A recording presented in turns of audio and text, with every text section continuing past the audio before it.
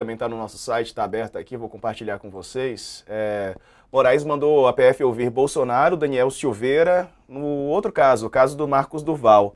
Né, foi uma informação que chegou hoje aqui para a gente, o ministro Alexandre de Moraes, portanto, fazendo essa determinação para que essas pessoas sejam ouvidas. A PF argumentou nesse pedido para o ministro que dados extraídos do celular de Duval, em fevereiro, apresentam elementos indicativos de suposta participação do parlamentar em associação criminosa junto a Daniel Silveira para suposto cometimento de atos antidemocráticos. Moraes aceitou o pedido da PF para que fossem ouvidos Silveira e Bolsonaro. Paulo Faria, advogado de Silveira, tomou conhecimento apenas pela imprensa e reclamou da atuação do judiciário. A operação de ontem, foi autorizada por Moraes, que também determinou que o senador se abstenha de publicar e promover notícias falsas, ataques às instituições. Tem ainda um plano de golpe ali que o próprio Duval, deu entrevistas ontem tentando explicar ali as mudanças de versões, e aí fugiu da palavra mentira, mas é basicamente isso, Sakamoto? Mentiu. Mentiu. Mas o fato é o seguinte, vamos lembrar uma coisa importantíssima, né? O Marcos Duval, né? Ele falou em depoimento à Polícia Federal, basicamente, que ele tratou de um golpe de Estado junto com o Daniel Silveira e com o Jair Bolsonaro. Depois ele disse que não era bem isso, não era bem aquilo. Ele deu um depoimento para a Polícia Federal dizendo que tinha tratado na frente com o Bolsonaro e com o Daniel Silveira sobre um golpe de Estado.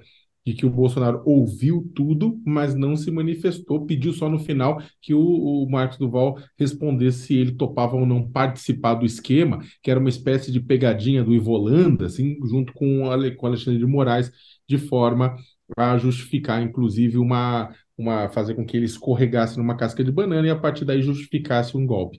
A gente está percebendo o seguinte: com tudo que está acontecendo, tudo está sendo revelado, né? Tudo isso não é um bando de informação aleatória, gente. Tudo que está sendo revelado se encaixa de uma forma muito doida, numa coisa com outra. Esse novo documento encontrado no celular do Mauro Cid, ele é quase que como se fosse um sumário de todo esse processo, mas ele se encaixa.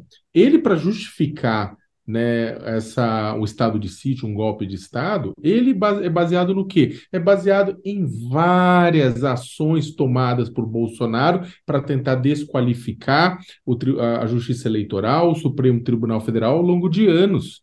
Né? Muitas coisas que apareceram lá era uma tentativa de desqualificar o Tribunal Superior Eleitoral. Teve aquela história das inserções nas rádios, que o pessoal mostrou naquela época que era uma teoria conspiratória.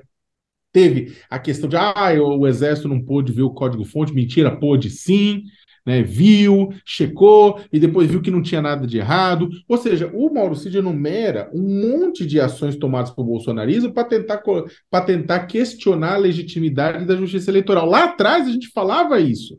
Falou, olha, isso aqui ele está usando, eles estão fazendo isso pura e simplesmente para depois servir para questionar a justiça eleitoral lá na frente, apesar da justiça eleitoral não ter feito nada de errado.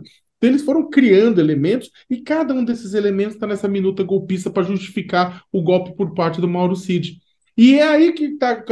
Quem que é um dos personagens que são centrais nesse processo para justificar o golpe? O Alexandre de Moraes. E aí entra Marcos Duval, entra Daniel Silveira para tentar colocar mais ações contra Alexandre de Moraes, para tentar colocar ele contra a parede. E a isso também, essa minuta do Mauro Cid, de golpe, esse texto do golpe, se soma à minuta de golpe de Anderson Torres, que foi encontrada na casa de Anderson Torres, que Anderson Torres disse falando o seguinte: olha, me entregaram, eu não joguei fora, mas não tem nada a ver. Imagina, ele se conecta à perfeição nesse esquema do Mauro Cid. O que dizia a minuta do Anderson Torres? Dizia que dava poderes para a polícia, para as Forças Armadas intervirem no TSE para melar a eleição. Olha só, né? Tá tudo conectado. Esse golpe só não aconteceu, digo, porque houve democratas, pessoas democratas na República, houve um alto comando que não topou essa aventura, né? E também houve um quesito de sorte. Vamos colocar da seguinte forma e aí eu termino. E se por um acaso aqueles bolsonaristas que estavam acampados na frente do quartel do Exército e tinham colocado uma bomba num caminhão de combustível para explodir o aeroporto de Brasília? Olha que loucura. Na véspera de Natal, se tivesse explodido aquele caminhão, o que teria acontecido? Se tivesse morrido milhares de pessoas, que teria acontecido? Né? Talvez a gente teria visto esse plano ser colocado em prática e hoje a gente viveria numa ditadura. Perfeito. Bom, Carla, é isso, né? Você está aqui em São Paulo, passando um friozinho, volta quando para Brasília? Pois é, volto domingo, vim passar um friozinho aqui. Que frio, aliás, mesmo, né? E pegar um trânsito um pouquinho.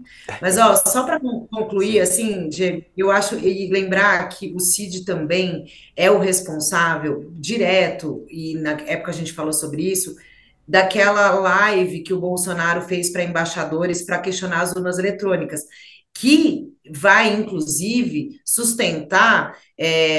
A ação no TSE que pode tornar o Bolsonaro inelegível também, né? Então, assim, as coisas estão ligadas e as instituições estão funcionando no sentido de apurar. A gente está mostrando as provas aí, a gente tem na semana que vem o início de um julgamento importante do Bolsonaro.